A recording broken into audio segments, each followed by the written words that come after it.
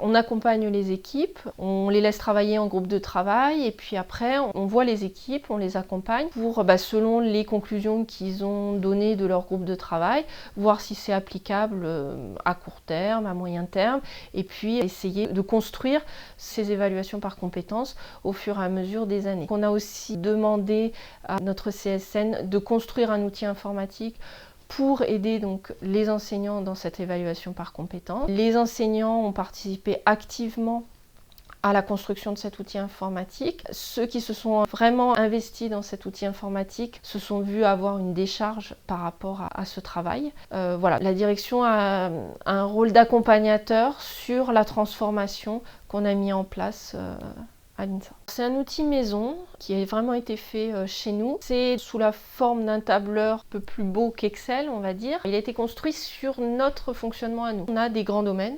Dans chacun des grands domaines, les responsables vont définir le référentiel de macro-compétences, le référentiel de micro-compétences et s'il y a un référentiel de nano-compétences, donc vont définir le référentiel de nano-compétences. C'est aussi un outil qui va nous permettre de corriger chacune des évaluations. Donc on va pouvoir créer des évaluations dans lesquelles on va associer des nano, micro et macro-compétences pour chacune des évaluations. Comme on a encore certains enseignants qui corrigent question par question, on va pouvoir descendre au niveau de l'évaluation question par question et associer des nano-compétences ou des micro-compétences à chacune des questions. Ce qui fait que c'est un outil qui peut quand même être utilisé par toute la communauté selon leur façon d'évaluer à ce jour, puisque tous les enseignants n'évaluent pas encore exactement de la même façon au niveau de cet outil. Cet outil, il va nous permettre à la fin, une fois qu'on a terminé la correction d'une copie, de sortir une fiche bilan par étudiant avec à l'intérieur chacune des micro-nano-compétences, il y a des nano-compétences, et l'évaluation, donc est-ce qu'elle est acquise ou non,